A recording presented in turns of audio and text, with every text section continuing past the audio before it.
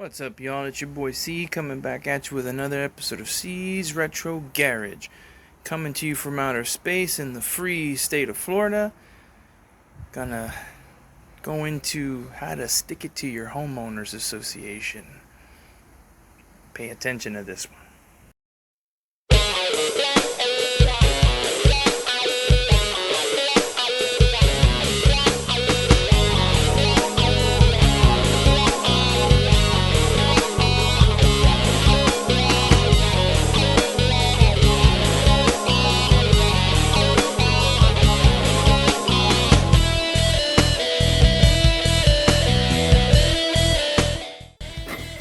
Now, first off, here in the free state of Florida, there's one of two, literally, that gives us a taste of communism or what it's like to live in a blue state. Number one are homeowners associations. Number two, well, that's probably the county school board. But nevertheless, other than that, everything's pretty much back to normal here, except for your 2 or 3 Kool-Aid drinkers, or I should say Flavor Aid to be more accurate. And, life is back, for the most part, back to normal. I wanted to have a little disclaimer on this particular one here. And that disclaimer is, I in no way and no means tell you this is a form of fixing or replacing anything, okay? The best thing to do is if you can fix it yourself and you know how to fix it yourself, you should do that yourself if you're able to. If you're in a situation like we are here in outer space where they claim, and it could just be bullshit, they might be just, giving us the circle jerk, but it's possible they're being honest and they're saying that when you live in a community the way we do, that as you can tell, here, wood siding. For those of you in those other states, no, not every house in the state of Florida is made out of cinder block. There is still quite a huge amount of houses that are made out of wood. In this case, T1-11 is the most common. After the advent of T1-11, a lot more places now use the hardy board, which is pretty much cement paneling, which is fantastic. Of course, cinder block's an option. In northern Florida, which is a lot older, more historic, there's still a lot of brick. So yeah, no, not every house in the state of Florida is cinder block, or is what we call it CBS construction, which stands for concrete block structure. In my case, my home happens to be what is known as a wood frame structure, which is a wooden structure, which is probably the overwhelming majority of houses in the United States. Okay, that's from my travels what I've seen, for the most part.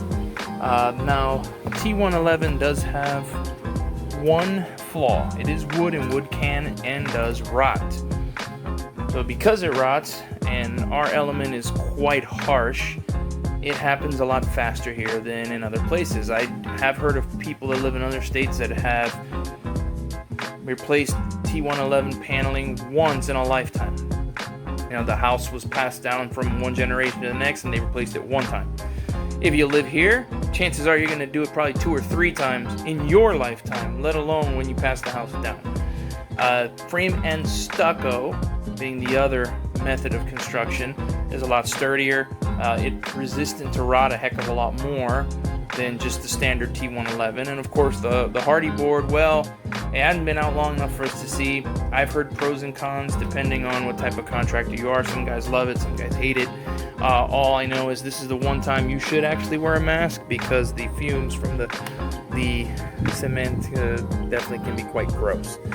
So with that being said, if you run into a situation like that, right behind me, see how well you can see it, right there, and that is my neighbor's house, not mine.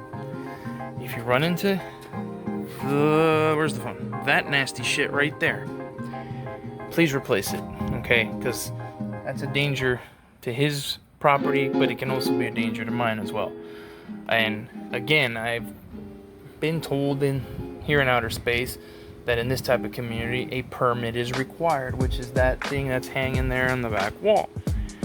Now that permit was for actual wood paneling I had replaced, because yes, I got caught, and that's okay, you're gonna get caught, but this is for the ones that did not see. Now again, you might call this unethical. That's fine, you can call it unethical. It's definitely a band-aid. It's not a repair.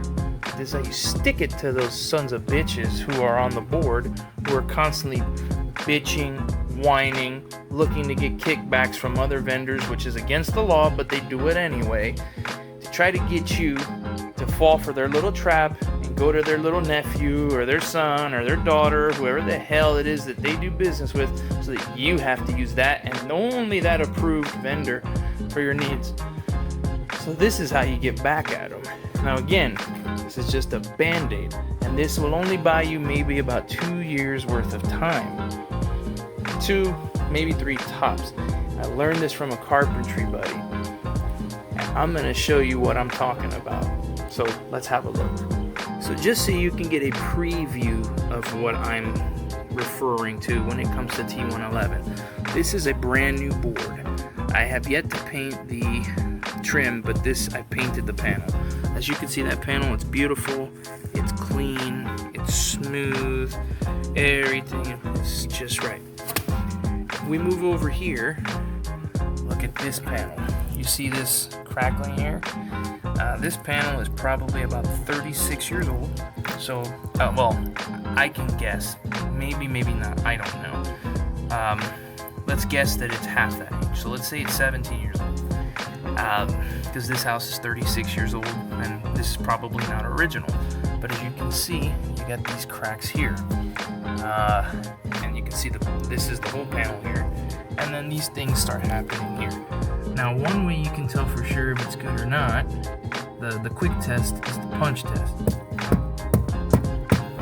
See the dent here? That means this wood is rotting away at this spot right here.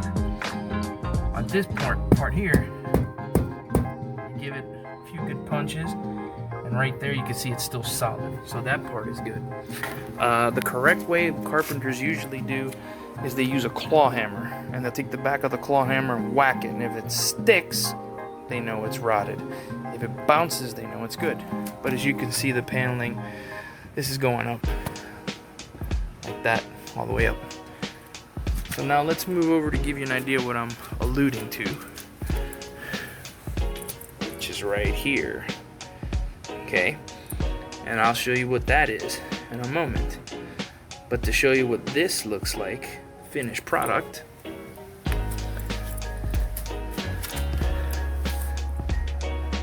see here, at this range, you can see certain strokes and certain marks. But from here, it looks perfectly fine.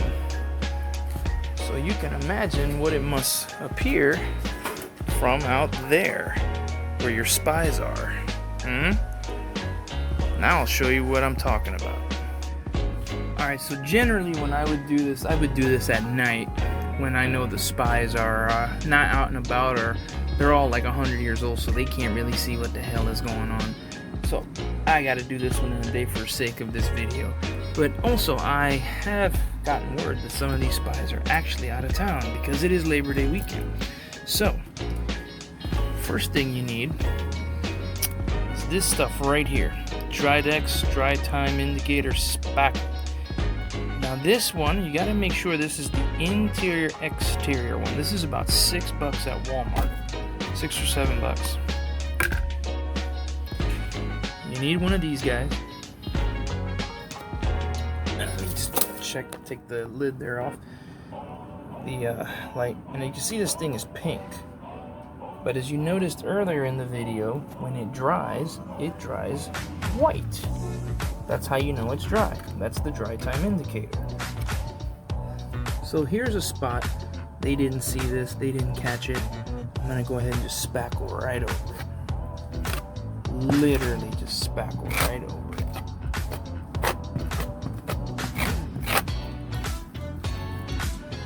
Just do it just like you would anything else. Nice and smooth. Get a nice smooth feel.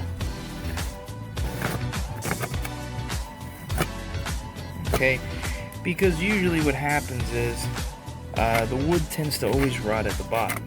Now, there is some instances where it rots on top, and you know I could show you that.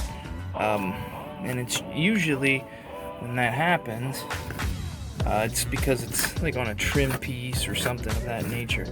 But as you can see, this stuff goes on pretty smooth, and it actually gets smoother as it goes. Now I'm definitely probably gonna get some hate mail for this one, from some legitimate contractors and carpenters. And some of them are probably being honest, and other ones are being, you know, full of shit, and they're saying, but in reality they do this shit all the time. And they'll go out and charge you a couple $100 just to do this crap to your house, when you can do it your freaking self and spend very little money. And so far, the only tool you've seen me pull out is this spatula. Now, this here will dry very well. You could sand this further if you want, and as you can see, you could smooth this out as well. Okay, so there's no real true fear here of screwing up. You can go up, you can go down, whichever way makes you happy. Okay, and don't be too worried about the little parts off on the side here, because when this stuff dries, it'll dry pretty flat. So just spackle away just like that in that little spot. Okay, because remember, just because they didn't see it the first time doesn't mean they won't come back and bitch again. And in certain areas, guess what? For every little bit of work you do, you're gonna have to get a permit, and the permit itself might cost more than the freaking materials. So right now we're just gonna walk away, we're gonna let this dry, and we'll come back to it. If you look right up there, right, that's an example of what I was referring to as it rotting from the top, or starting at the top. And that's all because of the trim piece. So yeah, it can happen, but you don't treat it any differently. You go about it exactly the same way. Alright guys, as you can see, here is our work 10 minutes in. As you can see, it's already gone from that bright pink to you're starting to get white around the edges, and that pink is starting to turn into more of a Pepto-Bismol color. So from this point forward, we just, the usual snap your fingers with the magic of video. Alright guys, as you can see, this is an hour and a half later. I got the good stuff, the Sherwin-Williams paint, and you should too. When it's the good stuff, it makes things look a lot better. So you just like so, take your brush,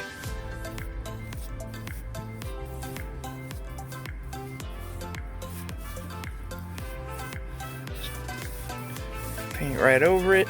This is just kind of quick and dirty because you're just doing the first coat. Okay, I strongly recommend going over it with a second coat. But as you can see now, compared to before, what are you at? Or where you at, I should say. There's a little spot over there, you can see, where it's kind of starting to crack, versus this over here. We're gonna let this dry. Put our paint down here, let that dry, and come back in 15 minutes for coat number 2, and then wrap it up as far as this part is concerned. And for you guys wondering what the primerless panel looks like, that's it right there. A primed panel. So this is a brand new panel. This was basically the only board they wanted me to replace, just because down there it had that same type of rot. So you can see the panel's resting right on the concrete. This is a flaw of the original builder. That should be a little bit out and farther and hanging slightly down to prevent that rot. So in the future it's going to rot. But by the time that happens, it won't be my problem. It'll be somebody else's. I just went ahead and painted those trim pieces. But this is what a fresh panel looks like. As you can see, There's no real defects in the wood, just some missed primer spots, that's about it. So this one will just get a coat of paint. But if you can see above, you can see where you have some of that cracking, some of that siding rot. So when I get up on the ladder to paint these higher up edges, we'll touch that part up there and make it disappear like magic. Check that out, and that is after an hour of drying after the second coat. Isn't that much better? The farther away you get, the nicer it looks. Take that, HOA. And if you want to have another look at a finished product, that right there, just have to finish painting the trim pieces up there. You can see there and there. But other than that, look at that. You know, compared to the cracking that had happened before. So, you know, that's pretty much a wrap for now.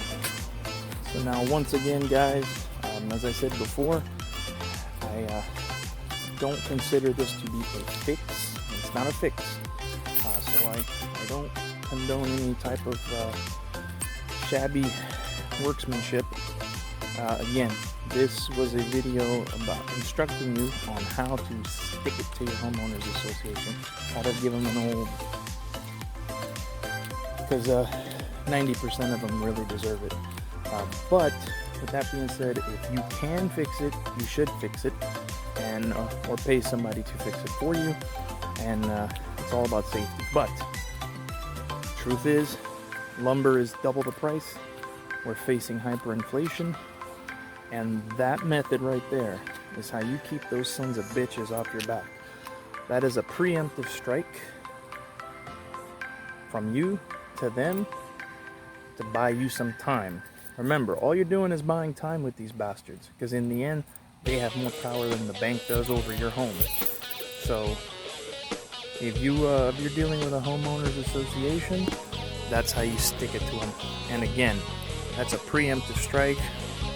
Get them to look the other way. But please, when you have the money, when you're able to, or when the price of lumber actually drops a little bit, you know, back to normal, if it ever happens, and or, you know, assuming our dollar doesn't collapse, that's one way to stick it to the homeowners association and get by.